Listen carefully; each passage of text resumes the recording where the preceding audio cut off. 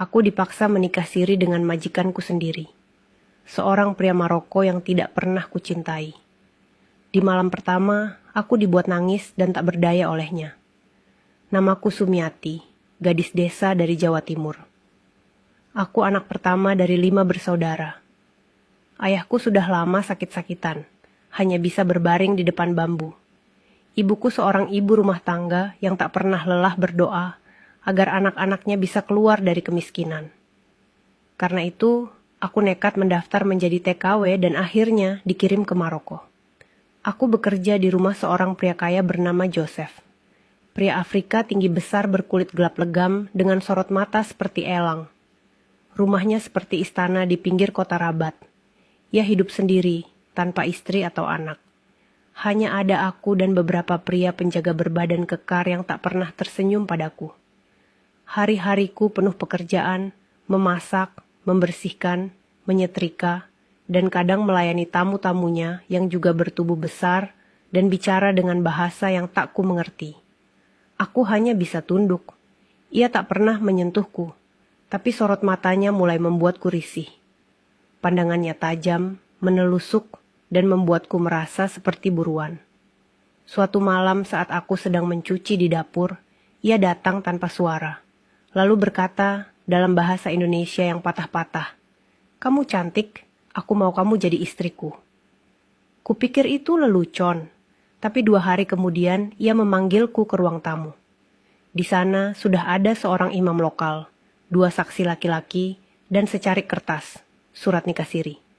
Tak ada diskusi, tak ada pilihan, semua sudah diatur. "Aku sudah bayar agensimu, kamu milikku," katanya dingin. "Nikah saja, kalau tidak kamu pulang tanpa uang, tanpa dokumen. Bisa saja kamu ditahan." Aku syok, tak ada jalan kabur. Paspor dan kontrakku dipegang agensi. Aku menangis, memohon, tapi semua sia-sia. Imam itu tetap membaca ijab kabul, saksi mengangguk. Hari itu aku resmi menjadi istri sirinya. Di negeri asing, tanpa cinta, tanpa restu keluarga. Dan saat malam datang, aku tahu inilah malam yang akan mengubah hidupku selamanya. Malam itu datang seperti awan hitam yang menutup seluruh langit. Udara terasa dingin menusuk, meski kamar majikanku begitu mewah dengan lampu gantung kristal, dan kasur empuk seperti milik sultan. Aku berdiri gemetar di depan pintu kamar itu, masih mengenakan baju rumah sederhana dan kerudung lusuh. Di balik pintu, suara langkah kaki berat itu makin dekat. Dan saat pintu dibuka, berdirilah Joseph, pria yang kini secara hukum adalah suamiku, meskipun aku tak pernah rela. "Kamu istri sekarang, masuk," ucapnya tegas. Tanganku menggigil, kaki rasanya lemas tapi tetap melangkah. Seumur hidupku, belum pernah aku merasa ketakutan ini. Bukan karena sakit, tapi karena aku tahu aku tak punya kuasa atas tubuhku sendiri malam itu. Di dalam kamar, Joseph sudah duduk di ujung ranjang, menatapku tajam seperti singa kelaparan. Ia menyuruhku duduk di dekatnya. Aku menurut. Tapi ketika tangannya mulai menyentuh pipiku, aku spontan mundur. Ia menghela napas, berdiri, lalu menguncikan pintu kamar dari dalam. Aku tahu, tak ada lagi jalan keluar. "Aku janji akan baik sama kamu, tapi jangan lawan aku," katanya dengan suara berat. Dan malam itu pun dimulai dengan penderitaan. Aku hanya bisa menangis pelan, menahan suara agar tak terdengar keluar. Tak ada yang bisa menolongku. Aku hanya bisa memejamkan mata, berharap ini semua cepat selesai. Ia terlalu kuat. Aku hanya bisa diam tak berdaya. Dalam hati aku berdoa, semoga Tuhan tak memalingkan wajahnya dariku malam ini. Setelah semuanya usai, aku hanya terbaring kaku seperti boneka tak bernyawa. Joseph sudah terjaga dalam hening. Di luar, angin gurun bertiup pelan. Di dalam dadaku terasa sesak. Aku sadar, hidupku kini tak lagi sama. Dan malam pertama itu adalah awal dari kisah paling kelam dalam hidupku. Sejak malam itu, aku bukan lagi pembantu di rumah Joseph. Kini aku disebut istrinya, tapi tetap melakukan semua pekerjaan rumah. Bedanya, sekarang aku tidur sekamar dengannya, makan semeja dengannya, dan harus melayaninya kapanpun ia inginkan. tak ada cinta, hanya ikatan yang dipaksakan. Pagi pertama setelah malam itu, aku duduk termenung di tepi ranjang. Tubuhku lemas, hatiku hancur, tapi air mataku sudah habis. Joseph bangun dan menatapku. Lalu, tanpa berkata apa-apa, ia keluar kamar. Seolah yang terjadi semalam hanyalah rutinitas biasa. Hari-hari berlalu dengan perasaan campur aduk.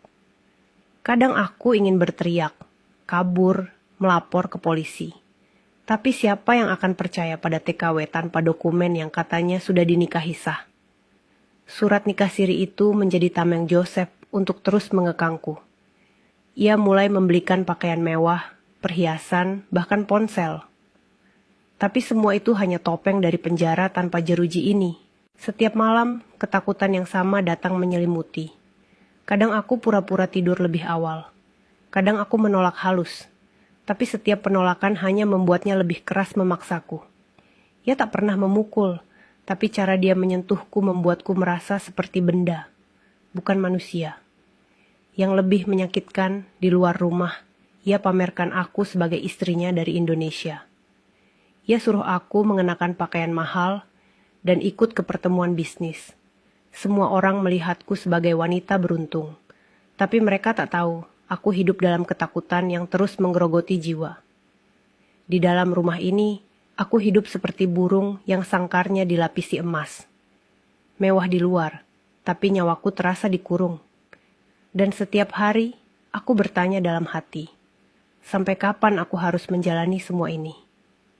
Suatu pagi, ketika aku sedang menyapu halaman belakang, datanglah seorang wanita tua bernama Halimah. Ia mengenakan pakaian tradisional Maroko dan tersenyum ramah padaku. "Kamu istri baru Yosep ya?" tanyanya dalam bahasa Arab yang pelan. Aku hanya mengangguk sopan. Ia adalah tetangga yang rumahnya persis di sebelah. Beberapa hari kemudian, ia kembali datang membawa roti dan teh min. "Kamu bisa cerita apa saja ke aku, nak?" ucapnya lirik. Tatapannya teduh seperti pelukan ibu di kampung. Dan hari itu, untuk pertama kalinya sejak datang ke negeri ini, aku menangis. Bukan karena dipaksa, tapi karena aku merasa didengarkan. Hari-hariku tetap berat, tapi sejak itu ada sedikit cahaya dalam gelap. Aku sembunyikan kertas itu di balik kain mukenaku. Aku mulai mencatat setiap hal buruk yang dilakukan Yosep. Cara dia mengancam, memperlakukanku, menyita paspor. Aku tahu, jika aku ingin bebas, aku harus punya bukti. Malam-malamku masih penuh air mata. Tapi kini aku punya tujuan. Aku tak bisa terus seperti ini. Aku harus keluar. Aku harus bebas. Aku ingin pulang. Untuk itu, aku harus sabar, kuat, dan cerdas. Ini bukan lagi soal rasa, tapi soal nyawa. Hari itu, langit Rabat berwarna kelabu. Angin berhembus pelan, dan hatiku berdebar tanpa alasan yang jelas. Sejak menerima nomor dari Halimah, aku menjadi lebih waspada. Aku tahu, kesempatan tidak akan datang dua kali. Aku harus mencari celah, waktu, tempat, dan cara untuk menghubungi bantuan tanpa diketahui Yosep. Kesempatan itu datang saat Yosep harus pergi ke Casablanca selama 2 hari untuk menghadiri pertemuan bisnis. Ia meninggalkan rumah dengan 2 penjaga yang bertugas di luar saja. Sementara aku diminta tetap berada di dalam rumah. Begitu mobilnya keluar dari gerbang, aku menunggu 1 jam, memastikan situasi benar-benar aman. Lalu aku berlari ke kamar, mengambil mukena tempat aku menyembunyikan kertas kecil itu. Dengan tangan gemetar, aku menyalin nomor ke ponsel yang diberi Yosep dulu. Tapi selama ini tak pernah kugunakan selain untuk menjawab pesannya. Aku ketik pesan pendek dalam bahasa Indonesia. Saya TKW dari Indonesia. Saya dinikahkan paksa dan ditahan di rumah majikan. Tolong bantu saya. Aku ragu beberapa detik lalu mengirimnya. Jantungku berdetak cepat. Tak lama kemudian, balasan datang dari nomor dengan lambang LSM. Mereka menanyakan lokasi, kondisiku, dan apakah aku bisa berbicara langsung. Aku hanya bisa menjawab pelan lewat teks. Dalam hati, aku berharap mereka benar-benar bisa dipercaya. Selama 2 hari itu, aku terus berkoordinasi.